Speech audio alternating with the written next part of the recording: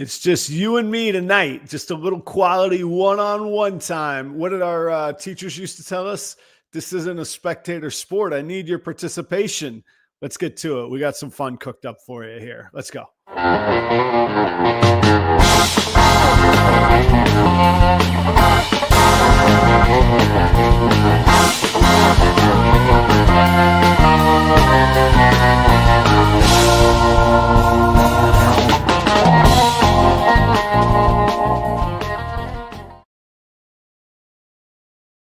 What's going on, everybody? Flying solo tonight. Have no fear, though. I got a lot to cover. We'll get to it. Thank you for being here. Thanks. Special shout out to Alicia from Herpen Harbins. She hung out on a PalmStreet live stream today. PalmStreet. Right there. I could get their names right. PalmStreet live stream.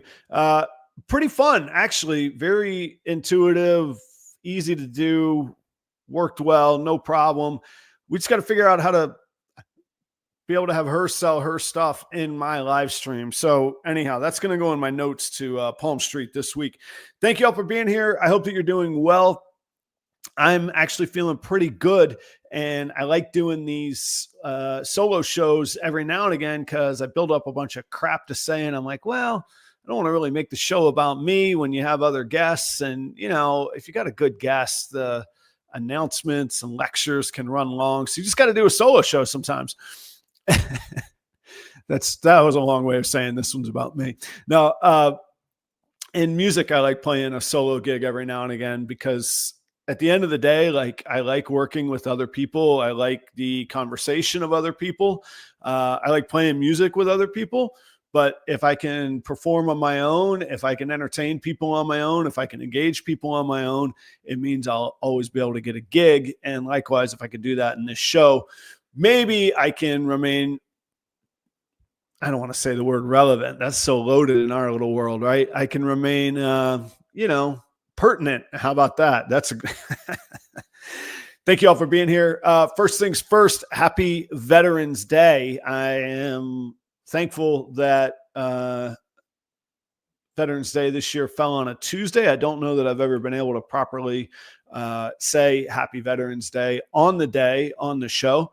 To all that have served in our military, thank you. If you've watched this show for a long time, you know that one of my biggest fears in life is being a hypocrite. And what I'm about to say makes me about the biggest hypocrite that I could be. Philosophically, I think we should all actually have to serve in some way. Maybe the military angle or certain portions of the military aren't suitable for everybody, probably myself included. But I would challenge everybody to find some way to serve their community, their country, make this place a better place. But I would say to our veterans that served in our military, which I could not and never did bring myself to do, thank you so much. While it hasn't been part of my personal active life, I have so much respect for that. My father served in the military. My father-in-law served in the military. My grandfather served in the military, aunts, uncles. And I'll tell you a story about a person. I was going to say a gentleman. I don't know him. I didn't know him. He was killed in 1918, October, I believe it was October 16th, 1918, George G. Shira. I think maybe the equivalent of a sharecropper, but definitely a day laborer. Maybe he had a little more autonomy than a sharecropper. South Georgia, leaves a bride and 4 children, heads north, I guess, by a bus or a train. I'm not sure how you go from South Georgia to New York City in those days to sign up for the Great War.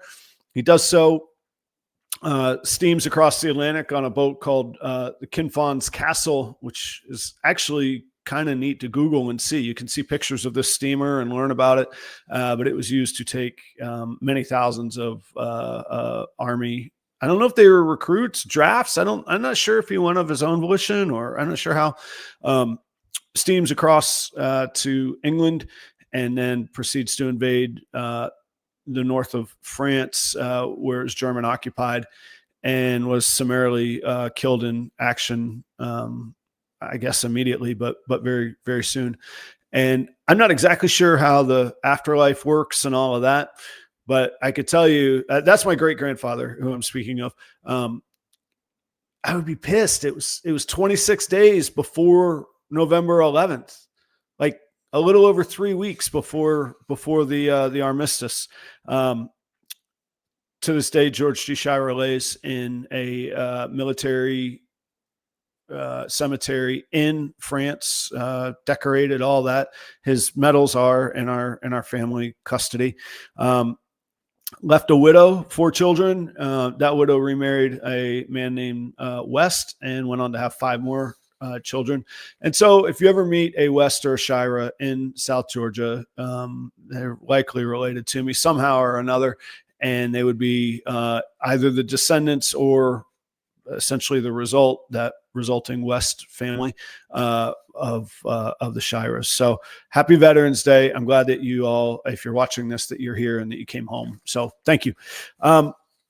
We're in a, look at you, 40 people tuning in for me solo. That must have been some hell of a thumbnail, huh? That thumbnail is one of my favorite pictures. I was in Toronto. Chris Eaton was hosting me at the CRBE, called me to be his co-host on the, the social media broadcast. And we went to a steakhouse for dinner, and the steakhouse dining room had all these like cool hats as lampshades.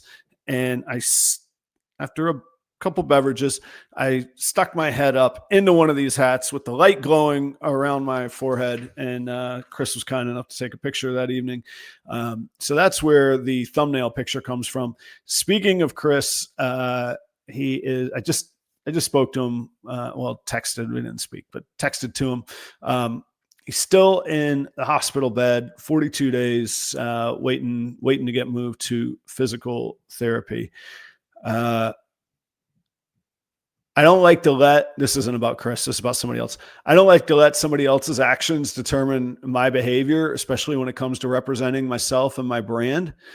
So I've tempered my response a little bit, but screw that dude. Whoever puts up a rest in peace as if Chris died today post.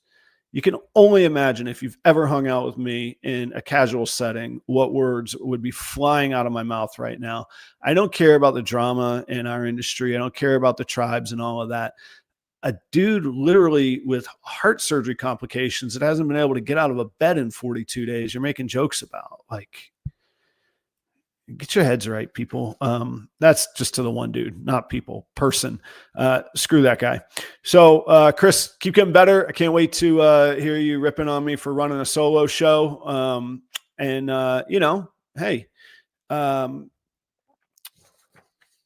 Also, on a happier note, I want to say, and I always mispronounce his last name, Adrian Hoverter, I think is how he pronounces his last name. Adrian's Reptile Creations rang the bell for his cancer treatment. Congratulations, man. All the blessings, all the cool stuff. I'm so happy to see that. I know it's not a hall pass for eternity. I know that things can change, but in this moment, here and now, congratulations for ringing that bell. Those of y'all that don't know, when you leave the oncology ward or your final chemotherapy treatment, you ring the bell as you walk out the door. Nice job, Adrian. I'm so happy for you. Tonight we're in a couple different formats. StreamYard has this new thing where I could be landscape like I'm always been, but also it has a portrait version now too. So I can be on like YouTube's cell phone version where it'll be upright. I don't know if anybody's watching that. Let me know how it is. It is very difficult for me to follow the comments while I'm flying solo, so I apologize for that. Let me see here. Okay, that emoji's pretty close. Not bad, not bad. if you guys have topics that you want to cover, let me know. I have a bunch, but I would much rather be interactive rather than just like, pontificating at you. Yeah, I'm going to talk about that in just a second. This dual sale thing. I have contacts at PalmStreet because full disclosure, I do get paid every now and again from PalmStreet. So I have somebody that I contact about getting paid and making sure that they're happy with the work that I'm doing and all of that. So I am going to pass it on, but I'll pass it on to you guys here in a moment as well. Yeah, somebody did do that. And there's a time and a place for most things, but not for that. Definitely happy Veterans Day. Yeah, throw them out of the room. When somebody shows you who they are and they're get out. I don't need you in the life. I don't need you around. I was fine before I knew you, and I'm going to damn sure be just fine when I don't know you anymore. I agree. So there we go. I like the separate chat. I wonder what that means. I don't know. See, I only have like my control screen versus what you guys see. I'm gonna have to go back and rewatch it, and then I guess I have to rewatch it on the vertical thing too. Anyhow, yeah. So there we go. I added a little bit to the backdrop because I don't have any racks and stuff anymore. I was like, I look like I'm just like lonely in a room. So my show schedule has slowed down, and I've brought in one of my show banners back there now too. Let's go back to what Herp and Harbins were saying. So let me take off my advertiser hat and just put on my user hat. I'll do my best I can. Some might argue that that's not possible because when you're biased, you're biased. Fine. Full disclosure, I advertise for PalmStreet, as with all of the people that I advertise for and with. And my timing just got off. This is for all the people that I advertise for and with. I'm a believer in what they do, and I stand by their products.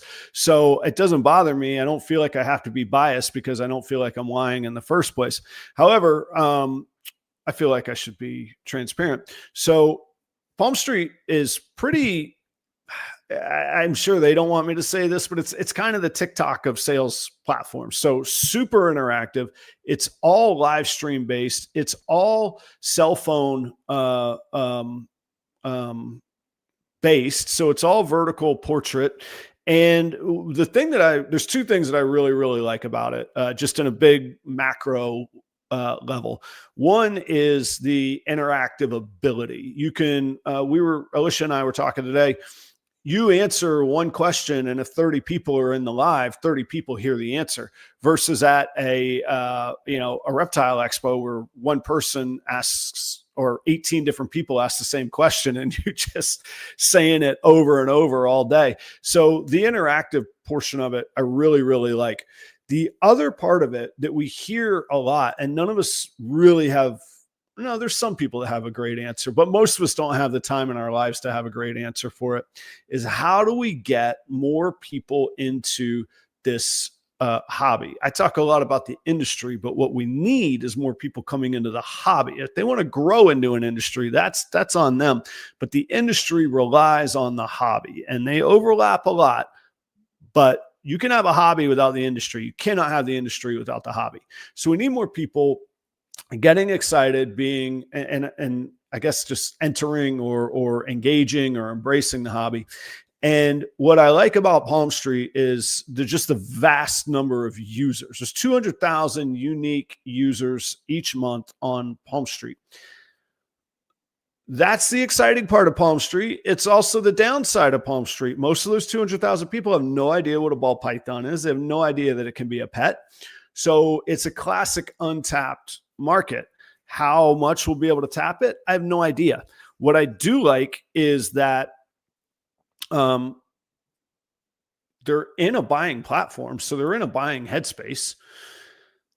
I say this with adoration and care. they're as crazy as we are about whatever they're there for. So whether it's plants, crystals, labubus, anything else that's sold on PalmStreet, artisanal crafts, like they are niche as niche gets. So like they're wired the way that we are wired about our ball pythons. And I say that because we're all sitting in a ball python podcast interacting with a dude in Minnesota from his basement. Okay. I don't know what that says about us, but it says something about us. And that is the audience of PalmStreet. So they're wired similarly. The ball pythons are cool. The reptiles are cool. The gecko people have kind of figured it out. The plant people have figured it out. PalmStreet just celebrated its 5th anniversary, millions of downloads. So I like the opportunity to get in front of that audience. Now, let me be as transparent as I can. I don't think the auctions are any better or any worse. They're a different format and they're interactive. So I like them that way. And that way, I think that they're better. Auctions are auctions. What I saw today, which was pretty cool, and I saw last week. So every Tuesday, I do this live from the shop thing where basically I'm just cleaning and running my yapper and interacting with people. And last weekend, this week, full retail sale through PalmStreet. You can populate a shop. It doesn't have to be auction items. You can populate a shop. You can put them in there. And through doing this regular, it's not really, I mean, let's say it's not really a sales pitch. In some ways, anything I do with a proper Royal shirt or under that brand or banner is a sales pitch because it's a business and I need revenue to do anything. But it's not like I'm going, auctioneer style. Hey, this one's up. It's for sale, this price. It's more just like talking about what I'm doing. Oh, this snake is cool. Let's talk about what's in the snake. This is the project I'm working. What project are you working? That kind of thing. And some of the same people have started to come back. And that's the beauty of doing things consistently and doggedly. And in a way that I'm thankful for that you all are back as well. So anyway, I'm enjoying it. Alicia came on the show today from Herp and Harbins. And first, I'm always happy to hang out with Alicia. She and Josh are great. And by the way, if you scroll down into the description, under the advertisers, there's a link where you can donate to the Dr. Tom Harbin Scholarship Fund at Auburn University, fully endowed, managed by independent, either third party or the university, but the Harbins aren't active managers of it or any of that kind of thing. So it's not just like, hey, let's donate some money so Adam can go to school. That's not the case. Fully endowed, which means if it's managed correctly, only the dividends of the investments will be dispersed, which means that the scholarship will always exist. Like, how cool. It will endure in perpetuity, which is an amazing testament to Dr. Tom Harbin. You can go donate to that. And I think I speak for the Harbins. There's no amount too small. Why don't you, it's coming into that season. Why don't you pick a little something to give a good, good cause to give a little something to, and send it over to them. So Alicia comes on the live stream today. And the idea was, the other thing I like about PalmStreet, if it's all about live stream and interaction and engagement, then what if 2 people could sell at the same time? And you can do this thing called dual stream. So you can have a guest on the show, but we couldn't get her sales items on the show without like me putting them in my shop, and then the fees would come from me and the money would come from me, and then I'm going to move it over to her. Anyway, I'm going to pitch that to the PalmStreet folks. And like, part of me thinks like, wow, that's a great idea. And then another part of me is like, yeah, of course it's a good idea, because I'm sure 99,000 other people thought it would be a good idea too. There must be a reason they're not doing that already. But I don't know what it is. I'm not a web developer. I don't know how easy or simple that is. The rest of their platform is sleek and lightning fast, and it's like a Ferrari. So like, why? I'm sure if they wanted to do it, they could. So anyway, I'm going to pitch it out there. I mean, talk about brand building, cross branding, meeting, the Harbins audience and the Harbins meeting my audience, and them following each other, and all those social media mushroom cloud things that we all hear about. Like, that's how to do it, right? Anyway, I'll see. I don't know what's up with that. So if you've tried PalmStreet, let me know. The one thing I will say that I think, myself included, most of us are guilty of, we try something once or we try something twice and we're like, that didn't work. Screw it. Like, what in life do you do once or twice and you're really good at? Like, I think if you want to really maximize those benefits and those opportunities, you just got to do it consistently. And it took me a little while to come around to that, but this Tuesday live from the shop thing that I do is 2.5 hours today. It doesn't cost me anything. I'm doing chores anyway. Turns out I got to build my brand a little bit, and I got a full retail sale out of the deal that I wouldn't have probably gotten otherwise, because if I'm cleaning tubs, it's really hard for me to promo things on Instagram or, cut reels and stuff. So it's kind of cool. I like it. If you got ideas on it, I'm all for it. I'm all for hearing it, of how to reach and engage people. But I'll tell you, I'm by and large, I'm mostly over auctions. They have a place. The feedback I hear on PalmStreet is from sellers going, yeah, it's just low dollar auction stuff. Yeah, that's what all auctions are. They're not.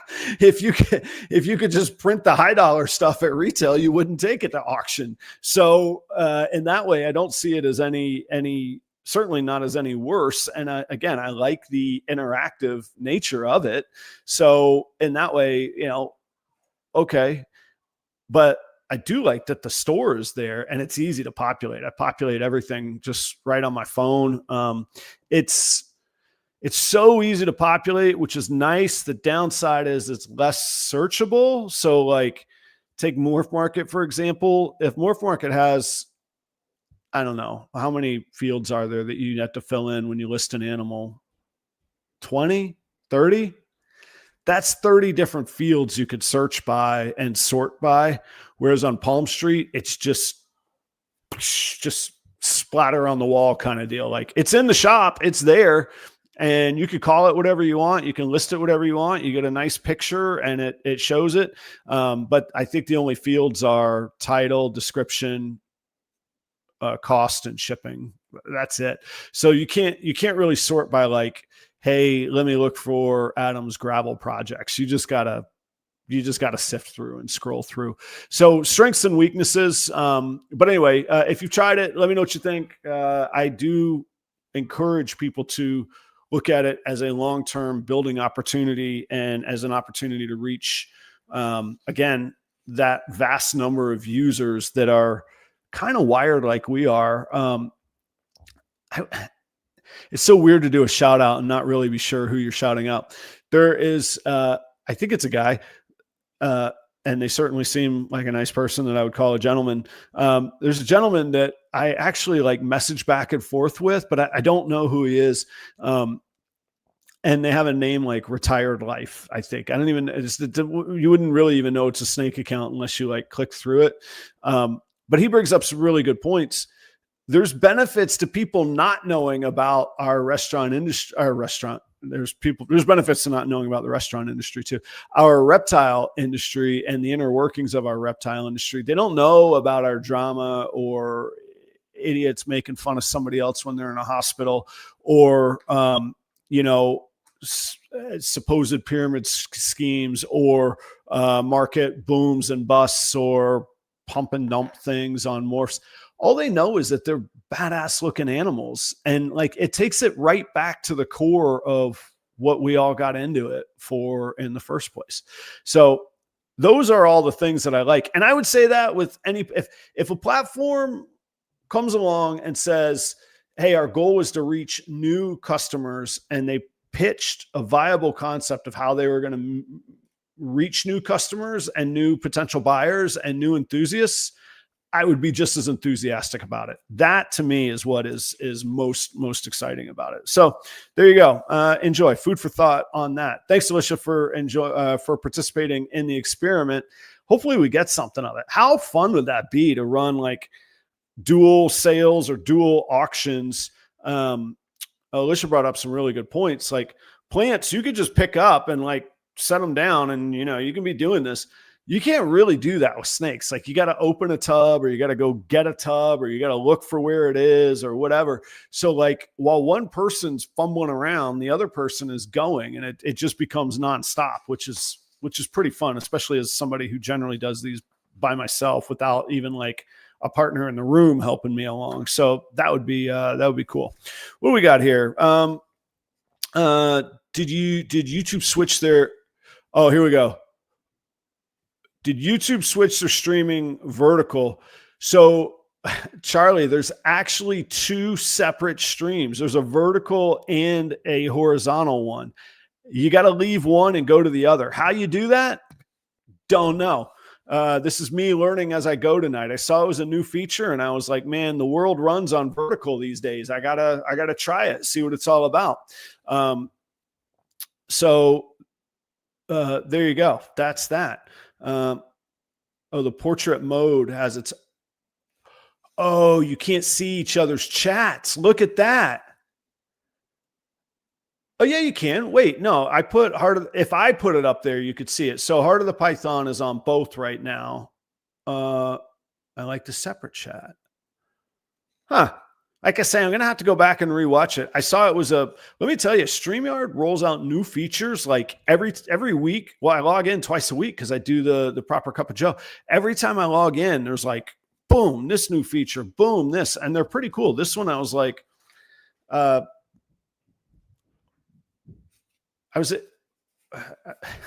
sorry, this just popped into my mind. So I'm trying to formulate this idea really quickly. When I was working at the resort, it's so funny when I say the last resort that I worked at, we were going through this like generational change, both in our membership and in our leadership. I was one of the leaders. So while I might not be the young guy in this world, in the world of private clubs and golf, I am a baby, even at 45. Okay. So imagine when I was 36 coming into that particular property, like I say, as part of their leadership. And I spent so much time just screaming that our customers were going to be reached on their phone. And now I feel like I have to scream, our customers are not reached like this on their phones. They are reached like this. So when I saw StreamYard had the vertical, I was like, man, let me try it out. So that's all I know about it. I don't know what how it's coming across on the user end. Any feedback is welcome on that. Yeah. You guys are like yelling across canyons at each other.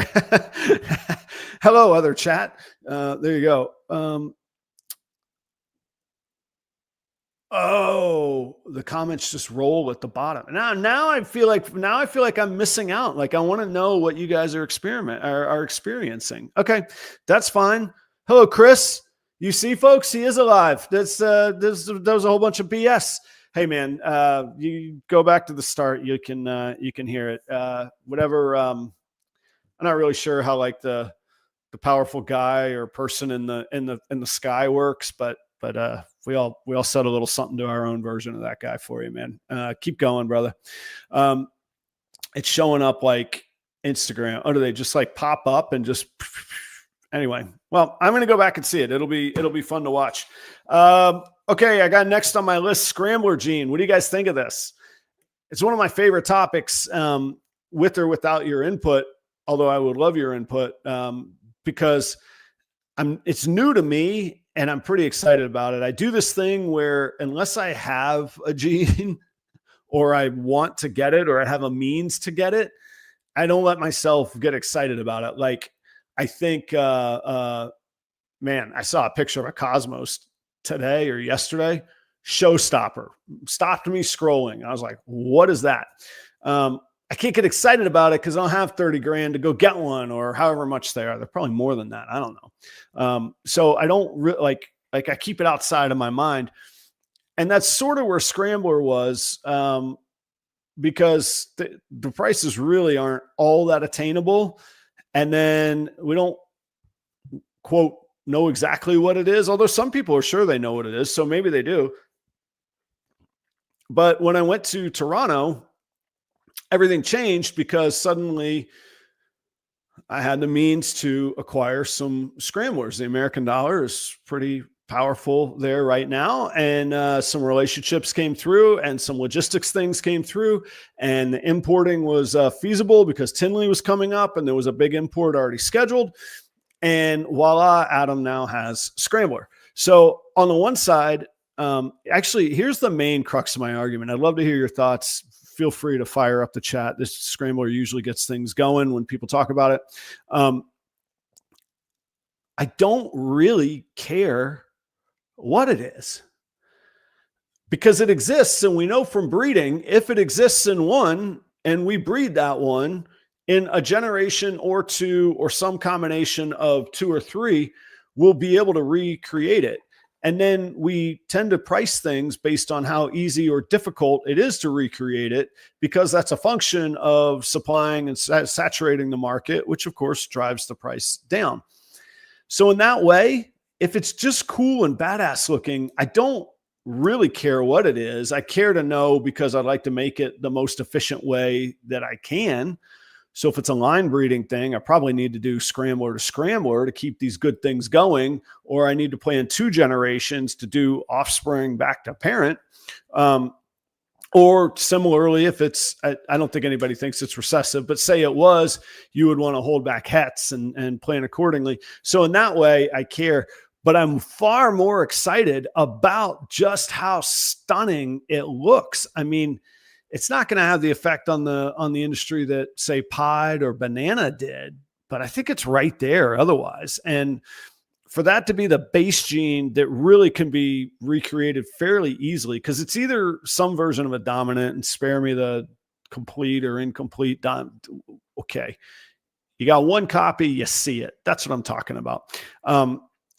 It seems to be some version, or it seems to be a line bred, fine example of another non-recessive gene in Orange Dream, or some combination of those two that work really, really well together.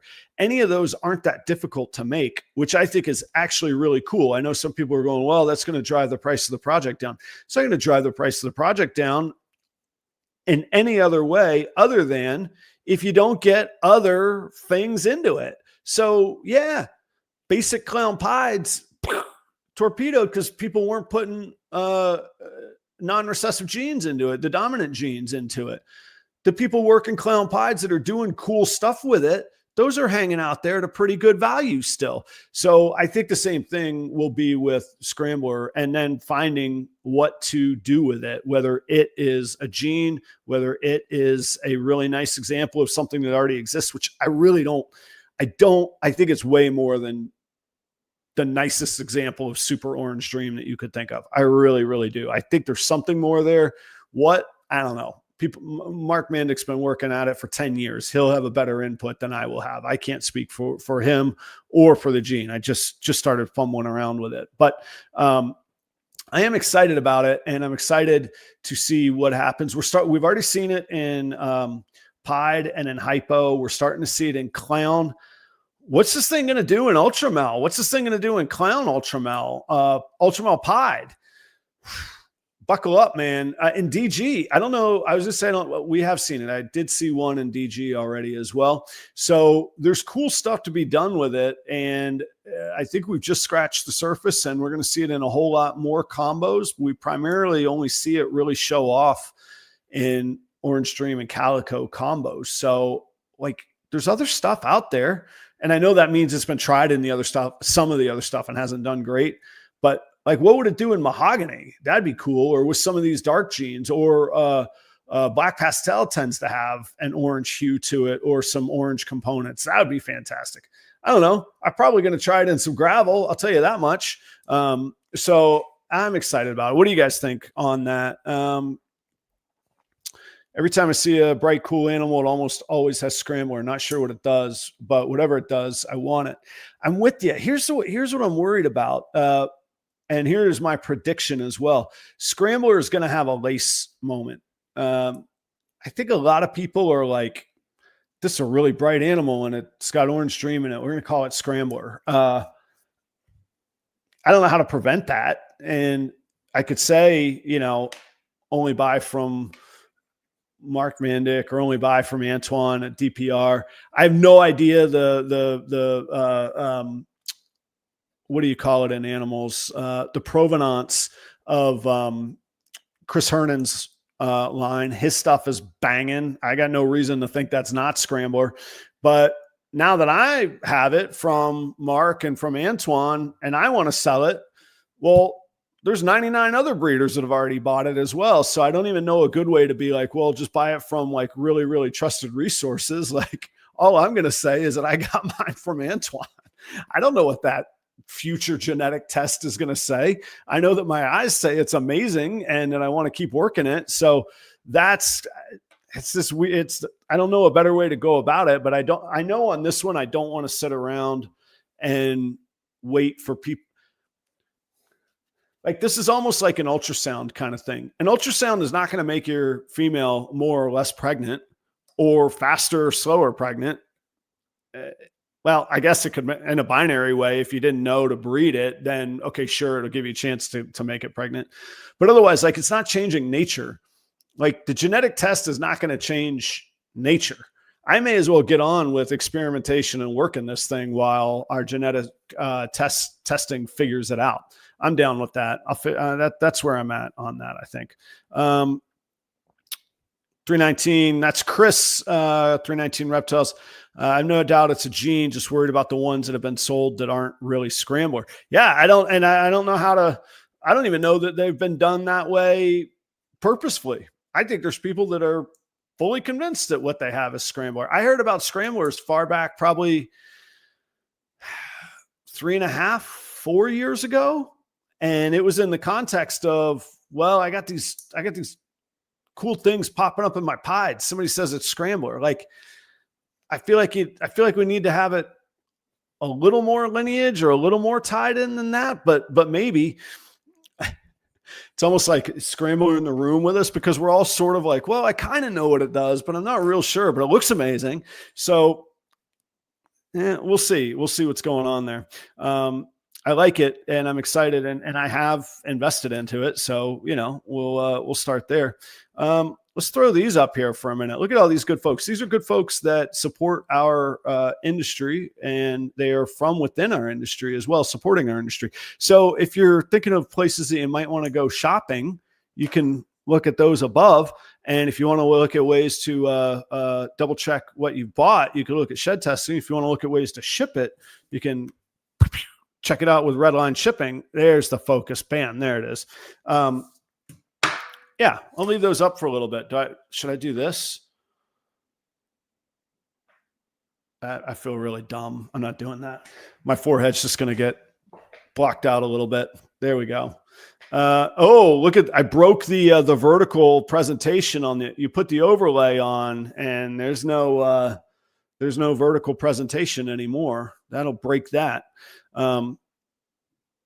All right, fair enough. It does enhance orange. I will grant that I believe it enhances orange incredibly on there.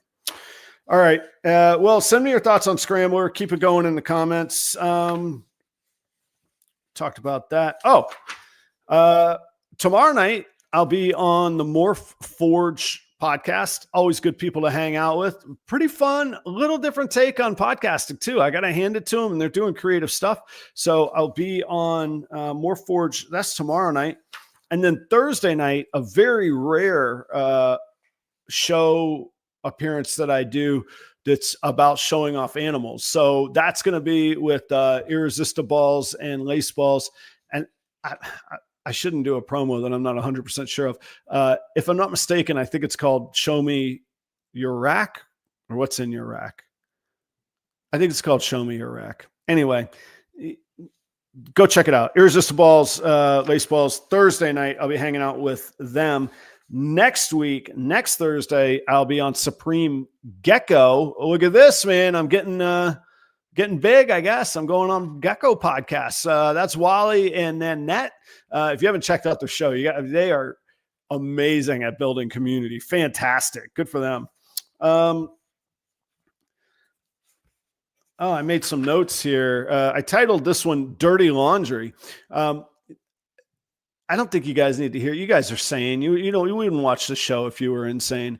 I don't think. And it's funny because it's a local car wash that's not mine. And I'm not bringing it up because it's a car wash. I bring it up because it's absolutely foolish. So the other day in town, just massive police presence. Turns out there was a barricade hostage situation in town. It's a small town. So when you see like military style vehicles with a battering ram going down our primary streets, you go, what's happening? So I go on, like, my town's called Northfield. I go on the Facebook group and it's called like Concerned Citizens of Northfield or something, like they're like Facebook vigilantes or some nonsense with that title. But anyway, no offense if you're a part of a group called Concerned Citizens of wherever. And I found out about what the police stuff was, but then I see this guy who I guess owns a car wash in this town. Mine's in the next town over. And man, these people were just brutal to this guy. And I'm like, why do they care? Why are they being so rough on this guy? And then I look, like, all this dude is doing is airing his dirty laundry. So like every time, so it starts with like a kernel of like a realistic complaint. Somebody robbed his vacuum machine.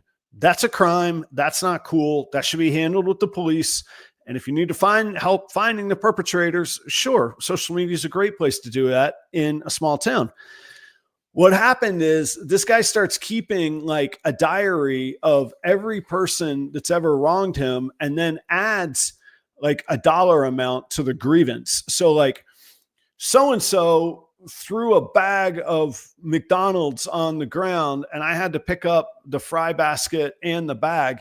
And that cost me 3 minutes of my time, and I bill it this much. So he did that for like 99 things, and he's posting it publicly. And I'm like, and as you can imagine, in a social media space, the townspeople are just absolutely just frying this guy. And I'm like, this is the perfect reason of why you don't air your dirty laundry. Like, if you're publicizing something, make sure that anything you're publicizing is at least like at an acceptable bar. It doesn't have to be polished, doesn't have to be professional. Like, I didn't shave. Okay, fine. I look a little uncapped. I get it. But like, if I got issues, the person I have issues with is going to know about it. And the people that can fix the issue, if there is such a thing, are going to know about it. Otherwise, I'm not bringing it up, man. Like, that's insane. Anyway, I thought it was a good story to share. Don't air out your dirty laundry. Okay, next section here. This was great. I'm going to take you behind the scene here. Show behind the show. Every week, I'll invite a guest. We'll schedule the guest. If I'm on my game, I'll have guests scheduled. Oh, by the way, next week, Billy Rice from Rice Family Reptiles. Boom. How about that? You didn't even know what you were sticking around for. There's your breaking news. Next week, Billy Rice is going to be on, and I think I could tease these. I could just say I don't know when they're going to be on, because that is A, true, and B, if it's not for a long time, it's still true. But I think coming soon, we'll have Winston from WHS and Antoine from DPR. We're going to finish this year strong, I promise you, friends. Also, Chris from Wide River as well. So they'll be coming soon. Keep an eye on the scheduling and all of that kind of stuff. So what I do, I invite people on the show, and I come up with ideas, or basically generally what I do is I come up with 3 topics. I don't write 20 questions. I write 3 topics. And then I hope that they're a good enough conversational dance partner that we can have an intriguing conversation that flows nicely, and that I can ask some inquisitive questions along the way that make me say, aha. And I'll do a little bit of research about the person or the work that they're doing, or I'll check out their Morph Market accounts or whatever it might be. And that's how it flows.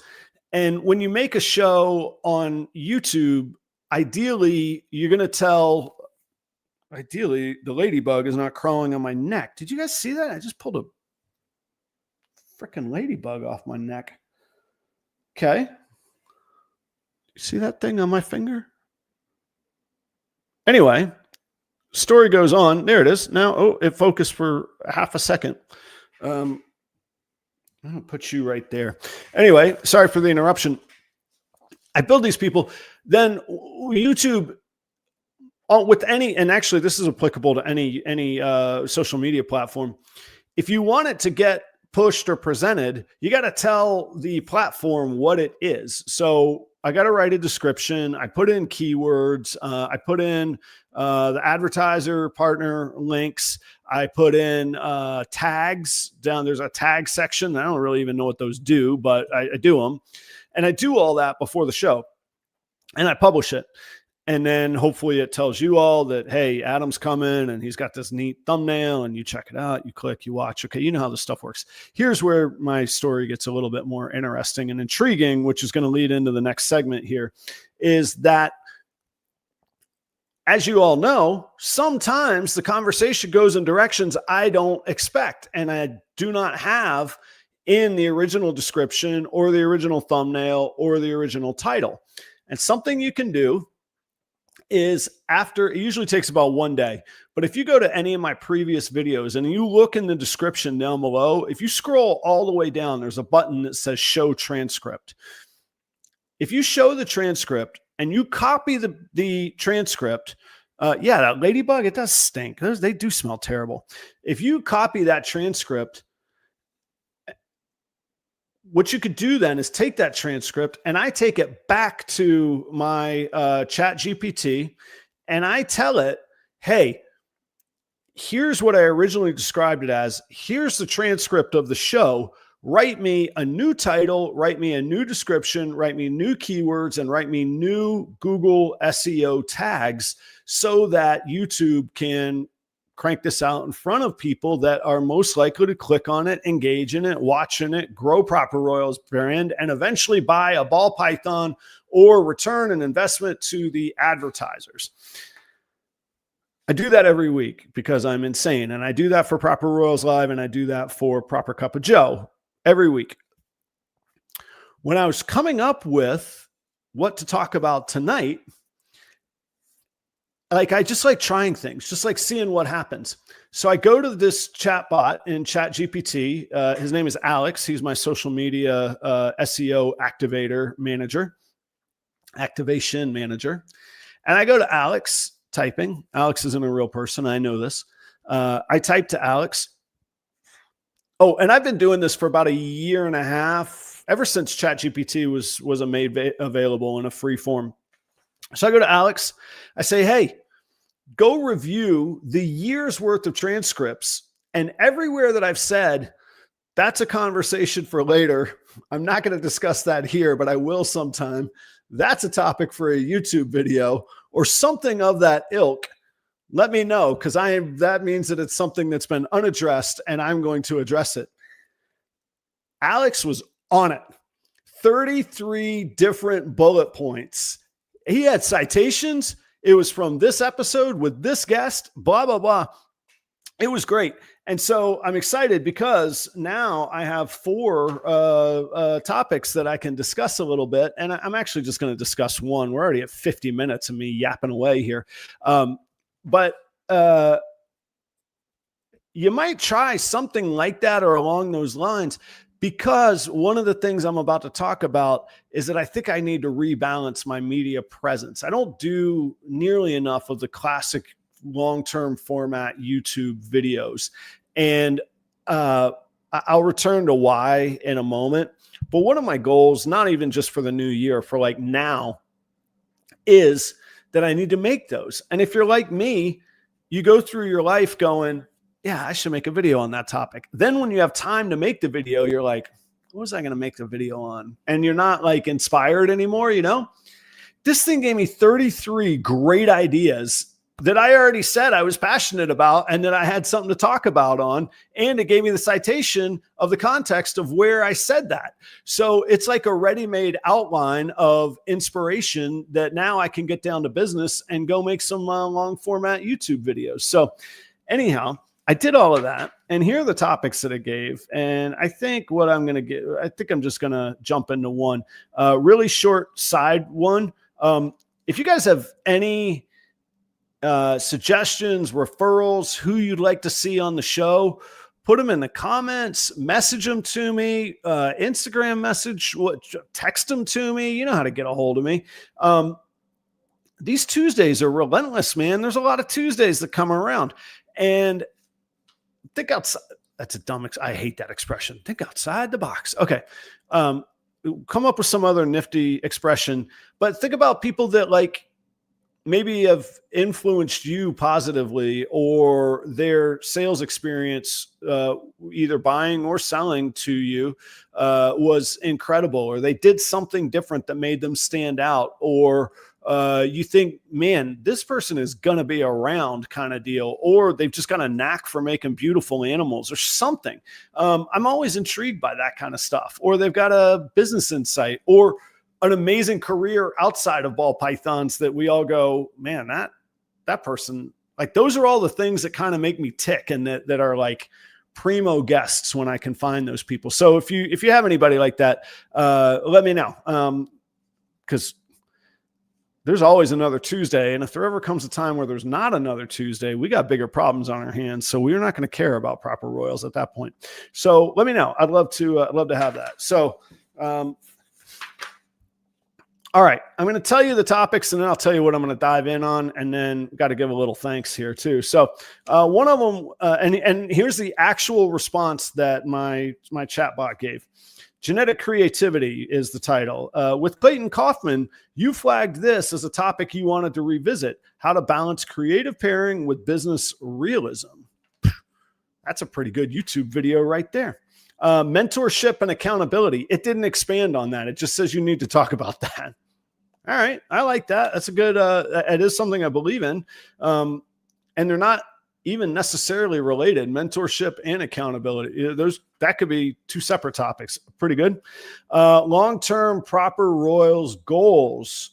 In several intros, you said, quote, "That's a story for another time," when referencing what's next for proper royals as a business entity. I hinted at it earlier. If I have a guest on the show, I don't want to make the show about me. I need to make it about the guest. You guys are probably tired of hearing me about me. So I never dive into it. That's a good one. We're going to get into that in just a second, because I do have visions, changes. The scene has changed massively for me in the past 2 years. It's changed massively for me in the past year. It's changed massively for me in the past 6 months. So we'll talk all about that in just a second. I mentioned earlier, check out Redline Shipping. Temps are changing. It's about to get a little hairy out there for shipping. Man, sometimes it focuses. Sometimes it doesn't. That says Redline Shipping. You want to know when to ship, when it's safe to ship, check out Redline Shipping. They're going to get you through it. They have the supplies, the equipment, the knowledge to help you safely ship the animals that you are purchasing and buying. Use the promo code PROPER5 for $5 off of your next shipping order. Should you run into issues when you're shipping, Redline's got your back. There's a phone number you can call for human services that are reptile enthusiasts and reptile keepers and educated on both FedEx shipping ins and outs and reptile keeping ins and outs. There you go. Shedtesting.com is now a part of phenome.com. If you want to know more about what that means, I did an episode with the Phenome team that includes Charlie Williams from shedtesting.com.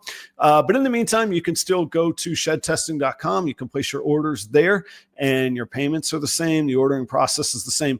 They've just made it better. You'll see the website is probably a little bit sleeker now. And behind the scenes, Charlie, even before that evolution to Phenome, Charlie had improved his lab relationships and processes, less variables, faster turnaround time, cheaper price. Better, faster, cheaper. Man, it's the triumvirate there of service and business, what you hope for. Use a promo code PROPER10. You're going to get yourself 10% off of the new lower prices. When I say lower prices, you can run a 10-gene recessive panel or dominant panel. You can run a 10-gene panel for $85. That's $8.50 a test. Don't know what something is, but there's something going on.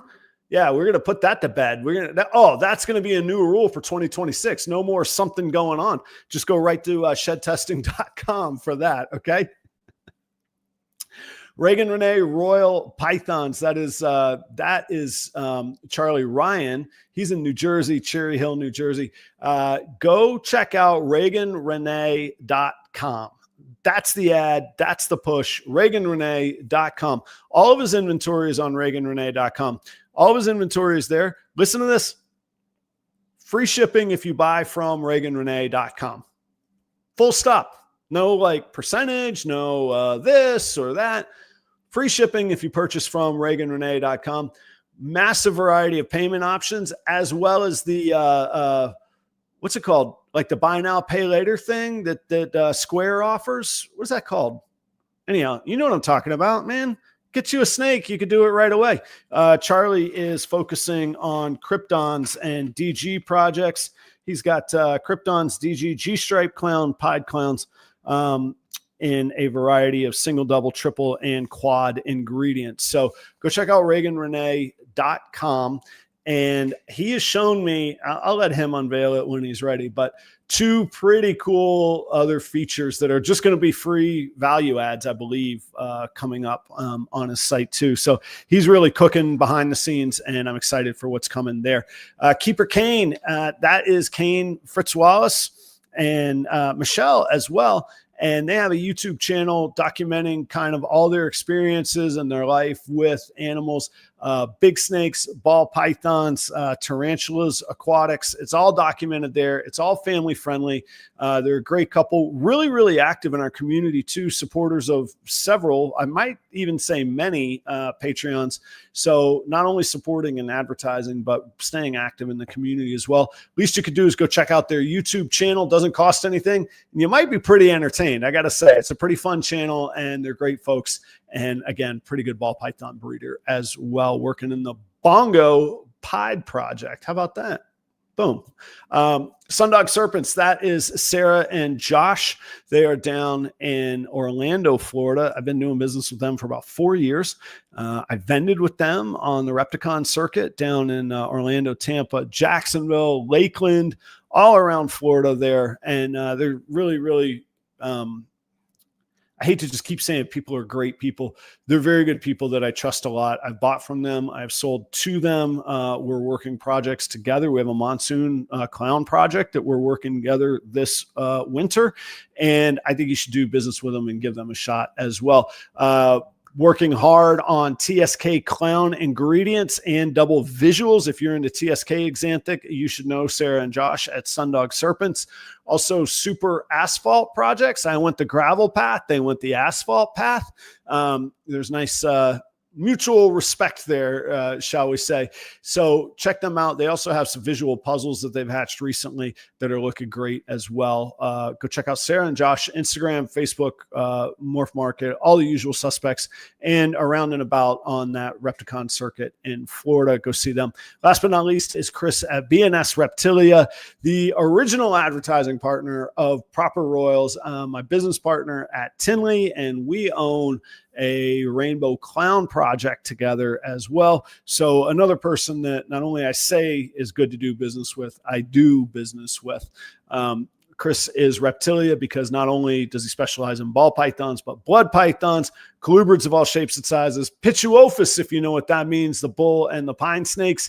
He's got the education, the paperwork to make sure that you can own them legally wherever you are, and he'll give you the education to make sure that you could take care of all those animals. He's also a killer resource. He's been doing this a long, long time, and he knows the species. He knows a ton about each species, and he's really fantastic on identification, all that stuff.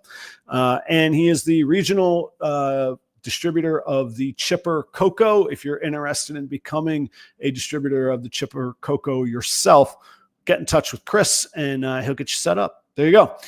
Take care of those folks. Again, earlier I said it, and I believe this. These folks are people supporting our industry, that are in our industry, looking out for this industry. So go support them if you get a chance to. And Proper Royals live content is brought to you ad-free by the fine people at PalmStreet. So thanks very much. Go back to the beginning of the show if you have not seen or you're not familiar with PalmStreet. I talked quite a bit about it. Royal Car Wash. It's got a nice ring to it. I'm not sure if it's legal that they call it that. I'm going to have a little talking to with them about that one, man. All right. My razor blades. Oh, come on now. One of the beauties of being an entrepreneur is I shave on my own schedule. I'll have you know. All right. Keeper Kane is hanging out. No, not car wash wars. I have no beef with I'm a neutral car wash. I'm not tribal in the ball python world. I'm not tribal in the car wash world. Absolutely not. No, we're not getting into that crap. No, I have no desire for that. All right. What's coming up? Let's go back to what's changed for Proper Royals. I spent a whole lot of time when I first started Proper Royals about like, what's my purpose? What's my mission? Why is the why? What is the why? Why am I doing this? And my goal was to be, I used the word purposeful. I wanted to be a purposeful breeder of ball pythons. So I didn't want to breed just for volume. I didn't want to be a ball python mill. I wanted the ball pythons I was breeding to have a purpose. Now, I don't think they're changing the world, but I'm also not just producing, like, if I can't use or work towards something with what I'm making, or I don't think it, like in the example of bells, I'm not furthering the bell project, but I do believe on PalmStreet, if somebody who's never seen a ball python sees a bell, they go, holy smokes, I need to understand that. So I wanted to be purposeful in what I was doing. I wanted to be recognized for honesty, for the care that I provide to the animals. And I wanted to be a resource online,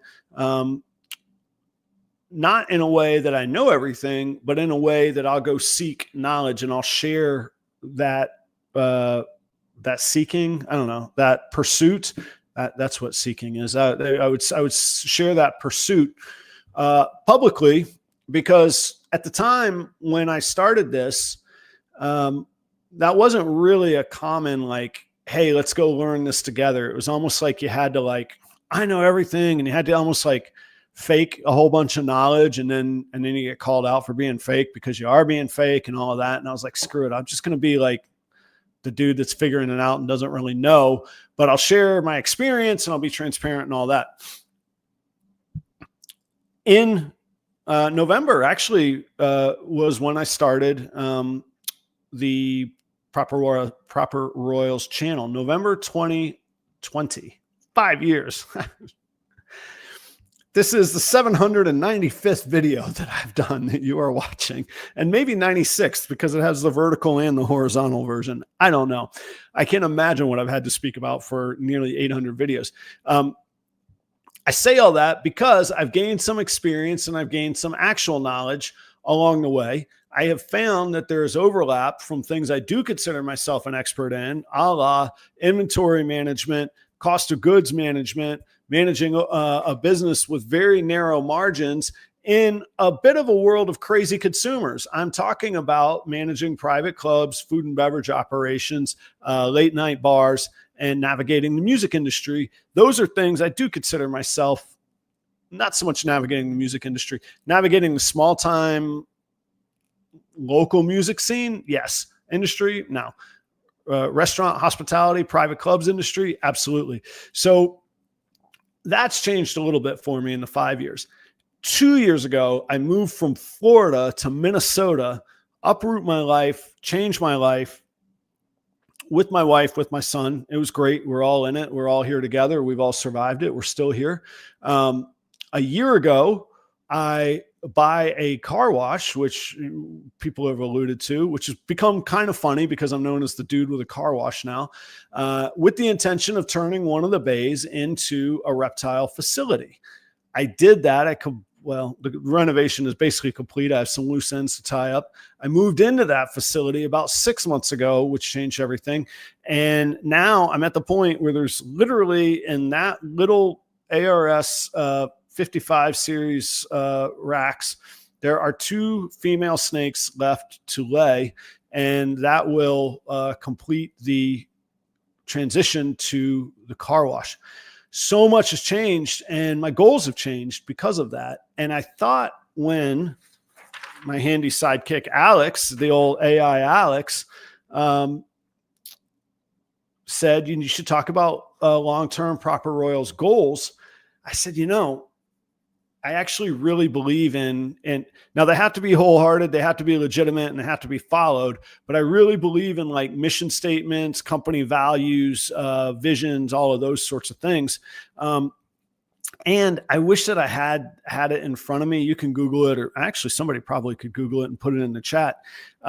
There's a pretty famous story, and it's been study that's been repeated and has stood the test of peer review and repeated results and all those good scientific things.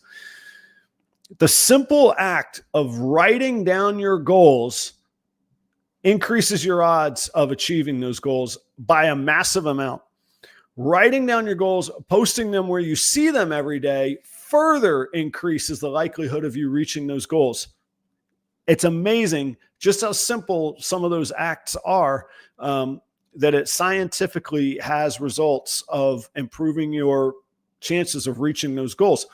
So no matter how far-fetched the goals seem or how tough they are, you probably already believe in it since you have those goals. Write them down. Look at them every day. And I had to say to myself last night when I was writing this show, Adam, you haven't done that lately. That's something you believed in. It's something that I did through my career. It's something that I do in managing the household. I would say my personal finances, but when you're married and you have a family, you don't really have personal finances. They're family household finances. In 2012, I wrote out a month to month until through the age of like 72 of where I wanted my financial net worth to be. And month to month, if I've exceeded that, that means I have a little bit of spending money. And if I haven't exceeded it, it means that I have to stop anything until I do get back to it and I get back ahead of it. And honestly, not only do I have to be ahead of it month to month, I have to be ahead of it with a little bit of money set aside for some fun stuff so that I can afford a little trip up here and there or market adjustment or whatever. And that really was an incredible set of long-term goals. And I still look at that constantly. I still make those decisions. I look at it daily, if not maybe I'll go 2 days without looking at it. But I say all that because I actually believe this stuff. So here's what I wrote down for my goals, which will shape what is coming up for the future of Proper Royals.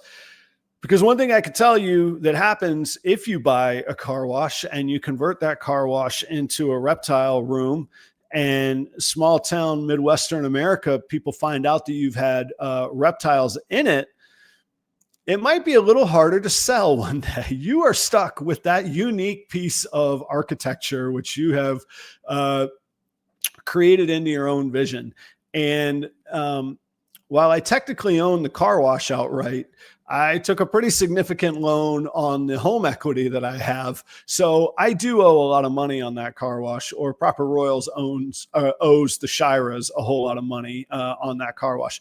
I'm saying all of that to say I'm going to be around in this world for a little bit, and I better come up with something to show for it is what I'm going to say. So I wrote down 4 goals, some of which are immediate, some of which are in a year, some of which are 3 to 5 years. And I actually wrote 5 goals. So here you go. I challenge you to do this yourself. If you want to share them, that's fine. If you want to keep them to yourself, that's fine. I think that it's a good exercise. And if you don't meet the goals, doesn't mean that you failed.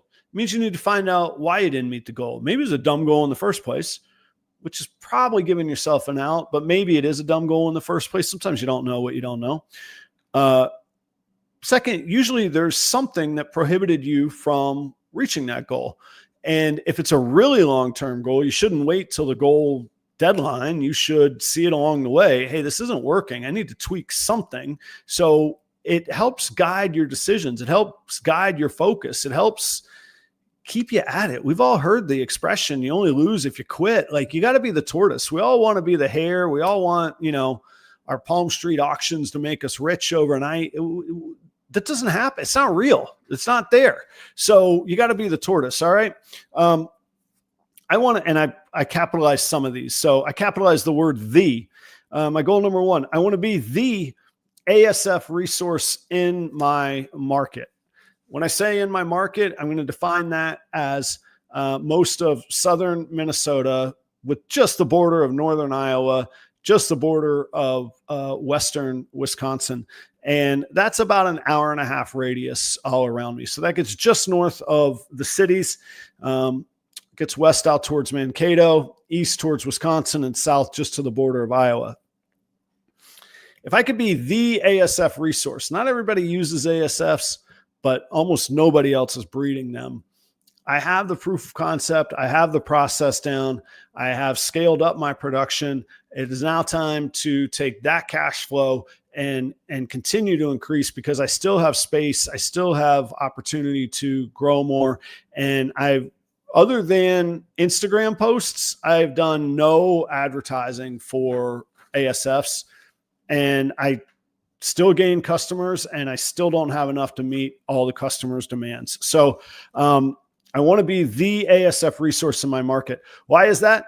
ASFs are profitable for me. They are, frankly, very profitable. They're fairly, I don't want to say easy, because that's a kind of a loaded term, but I have figured out the efficient process for them. And I have the facility set up for the efficient production of ASFs. So becoming the ASF resource in my market, I want to be able to say that within 1 year, I'm the guy. I may or not be. There might be some other breeders around who are like, oh, really? I'll take that challenge. And that's cool. That's competition. That's healthy and all of that. But I think I could be the ASF resource in my market within the next year. And I think there's a ton of profitable opportunity there. So pretty cool there. I want to be known in 3 to 5 years, again, with the capital V. I want to be recognized as the breeder who is leading the super gravel as a recessive project. Okay, Adam, the hell does that mean? Gravel is a dominant gene. You put two gravels together, it makes a super gravel, which is wildly different looking than the gravel is. Super gravel, in my opinion, in Axanthic looks cool, in Clown looks cool, in Hypo looks cool, in Ultramel looks cool. I think it will look cool in Rainbow. I think it will look cool in Candy and Lavender. So I think the sky's the limit on, and it looks very cool when you add other genes into it. Enchi looks really cool. Pinstripe looks very cool with it. It's untapped. We haven't gone to, I don't think we've gone to acid super gravel clowns. The heck is that going to do? It's going to be unbelievable. Mahogany, there's really cool opportunity there. I want to work it, and I am working it as if it were a recessive project. So this year and last year was breeding for hets, heterozygous gravels, one copy of gravel that will go into future super gravel projects. Gravel, het, other recessives, or visual other recessives with gravel. And so I have been working, accumulating, putting together one of the best artist palettes of super gravel that I think exists. Now I got to execute it, though. I'm going to make that happen. I thank John Daig for that inspiration. What he did with TSK is exactly what I'm describing trying to do with super gravel. I can work all the other projects. They're just going to have gravel and super gravel in them, much like John Daig works all kinds of projects, but it has to have Axanthic in it. And I believe it's TSK that he works as well. I'm in the VIP world, but I believe that's his. So 3 to 5 years. There are people ahead of me in the project. I don't know that they're as focused as I am. I could argue they're not as crazy as I am because they don't own a car wash. You get my point. Give me 3 to 5 years. That I want to be the guy, not a guy. I want to be the guy on that. All right. Immediate goals. Here is an aggressive, ambitious goal that will change my business model. and will be a quantum shift reflective of the changes that I outlined just a moment ago from 5 years ago till now. I want to, in 2026, I'm about to write my budget for 2026. I want to reduce my equipment and my labor spending by 70%, 70%. If I do that, that will be an immediate net increase of $15,000 in 2026. That's not enough to, buy private jets and stuff. On the other hand, that's more than my mortgage next year, and I'm already profitable. So if I can make a quantum shift like that and have it pay for my mortgage for a year, that's a pretty good return on investment. How you might say, well, that's great, Adam, but how are you going to reduce something by 70%? That's if you need it, you can't just cut out 70%. My equipment spending over the past 5 years, accumulating equipment, has been breakneck speed. Basically everything that I've made, I've put back into proper royals. The car wash is full. Unless I'm going to convert those next 2 bays, which just converting the bay comes at a cost of about $25,000 before you put a piece of equipment into it. I don't know what you think I deal in, but I don't deal in, quick swings of 25 grand. I don't have it. That's not me. So what I'm saying is, it doesn't matter how good of a deal the next ARS rack is that comes down the line. I don't have space for it. I cannot take it. I'm not going to take it. I have, and this is going to go on the next solo show. This is a discussion for another time. I have the inventory that I want. I have the quantity of females that I want. Yes, there will be investments in animals made in the coming years and in the coming year. However, it needs to fit into the equipment and the space that I have. If I max out the equipment and space that I have, that would get me to right about 100 breeder females. And I want to stay a one-man show. I don't want to I just said I want to reduce labor by 70%. I am all about now working as efficiently as a one-man show as I possibly can. And that would make me outgrow myself. Doesn't mean that won't change in the future, but for 2026, part of why I bought the car wash was that I could make my processes even more efficient by laying it out basically like a kitchen, like a professional kitchen would have been laid out, which I never was able to do in this room. I certainly wasn't able to do in the little garage conversion space in Florida that I had. So part of that investment and part of paying that investment back of buying the car wash is doing this work myself and getting that money back that I was and I have been paying. And I'm thankful for the other people. And nobody got fired or put out there. It was a side job for everybody, and they had a good landing spot. So everything is good there. But my equipment and labor spending, I need to reduce by 70% in 2026. That's a 1-year goal. My last 2 goals, rebalance my media presence. I want to get back to useful YouTube videos. Evergreen content on YouTube is really, really useful. And I would give up isn't the right word. I have learned that to actually make money via YouTube, you have to have bazillions of views. And it's not realistic really with my scale and scope right now, or my content for that matter, probably. However, finding or establishing myself as a useful resource that people rely upon and trust. And when they go to say to themselves, I want to buy a ball python, they go, well, there's that Adam guy. That guy, he seems to have his act together. Let's check out what he's got available. That's where YouTube videos come in really, really handy. They build your community. They build authenticity, credibility, expertise to your name. Now, you have to be authentic and credible and an expert, or you have to declare that you're not, because otherwise you're going to be seen as a fraud. But I need to get back to doing that. And that needs to be a really, really high focus. Adam, you've been saying that for 2 years. I have been saying that for 2 years. 2 years ago, I moved to Minnesota from Florida, and I brought all the snakes. A year ago, I bought a car wash. I had really one great person that helped me, but I built that car wash with the help of one other person as far as the renovation, all the framing, all the sheetrock, all the, the modifications, the plumbing, the electrical, everything. I don't have all that to do this off season or this winter. I'm going to make some YouTube videos. Okay.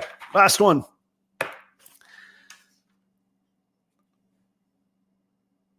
Up to this point, I've really focused on generating cash flow, taking that cash flow, reinvesting it. So one way to make a splash is to take a big chunk of money, buy the stuff, get to work. I didn't have a big chunk of money. I had a career that was fine. I did not make a finite choice to walk away from a career and then take my 401k, cash it out. Anybody's choice is their choice, whatever they want to do. I couldn't do that. That wasn't for me. I left my career. I started a consulting company. At the same time, I really got to work on proper royals. I always kept a consulting company. I still have that. That pay, that keeps me safe. But in the meantime, I would sell a banana enchie, and then I could buy a banana clown, and then I could make a banana clown enchie and make a little bit more. And then I could, buy an acid leopard hurricane black pastel clown. And I got really lucky on that. And that tested het monsoon. And what I'm saying is I always had this cash flow model for 5 years. So I didn't accumulate any debt. I didn't use up any household resources and family resources. However, I never bought like this just boom, here I am, animal, and this is the most amazing, crazy thing ever. And maybe that's smart because a lot of people do the opposite and then they go away.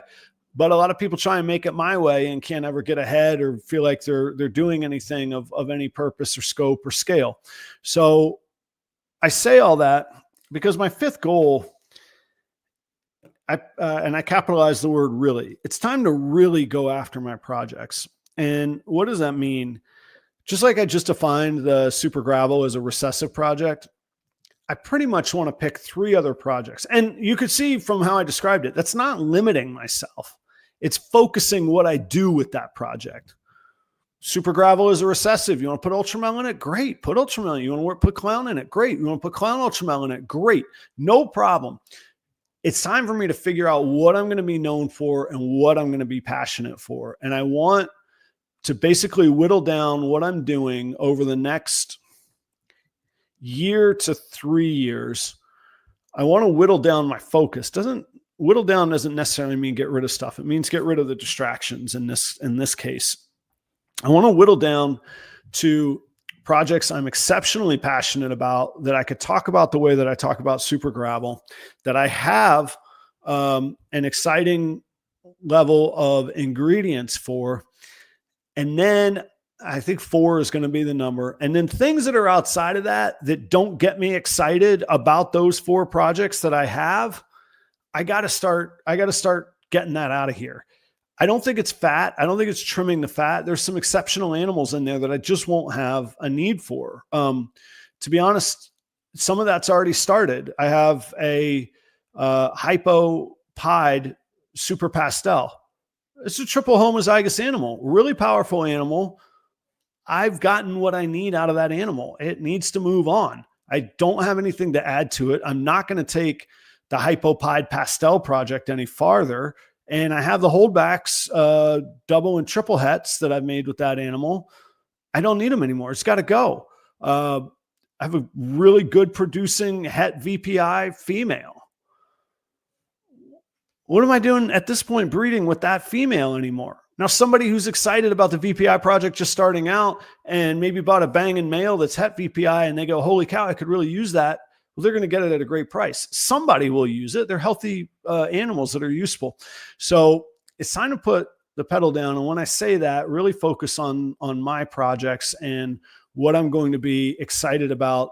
And there'll still be a component of my business that is, everything's got to be eye-catching and really get me going. And that could be at the $250 price point or the $25,000 price point, as long as it's meeting that criteria. Because again, as I said at the beginning, if we could bring new hobbyists in that become industrial, great. And If I can make a whole lot of money on the high end, I'm also happy with that. But those are my goals for Proper Royals in the future. A forward-looking question. I talk about consulting quite a lot. I talk about my goals quite a lot. I talk about my business pretty transparently. What if you guys were the consultant and you know what you know about my business now? What goals would you have for Proper Royals in the next 1, 3, and 5 years? Let me know in the comments below. Let me know in a private message if you feel like it's better suited in a private situation. I genuinely mean that. I don't ever want to get so full of myself that I don't think that I need other people's opinions. It's what has made this show, this Tuesday night regular occurrence, this community that you come and join. That mindset is what has made this work. I haven't done this show. The show didn't start. It's till August, believe it or not. I got to go all the way to August to get to 5 years. But 4 years and a few months ain't chump change either. Not so bad. So that mindset of learning and getting feedback has always been at the core of what I do and really a driving point in what I do. So I would love to hear what you think my goals should be in the next 1, 3, and 5 years. And if you think it's that I should go away, I'm sorry to disappoint you that I will be here. All right. Thanks for hanging out tonight. Look at that, man. That's 87 minutes solo. That's a little much. Oh man. Pursue revenue growing opportunities. Yeah, we're going to have to talk about that. All right. Next time you're on the show, we're going to pick that apart, brother. Thank you. Northern Lights tonight. I'm all amped up after a show. I might have to go check it out late tonight. I like that. George, how are you, man? I hope you're doing well too, man. Thank you. I'm just catching up on some of the comments before I sign off. Yeah, we're back to the smelly ladybugs. I agree. All right, guys. Billy Rice from Rice Family Reptiles will be here next week. Same place, same time. I can't tell you how thankful I am for the viewers that stick around on a solo show. That means the world to me. Thanks so much. See you next time. Bye.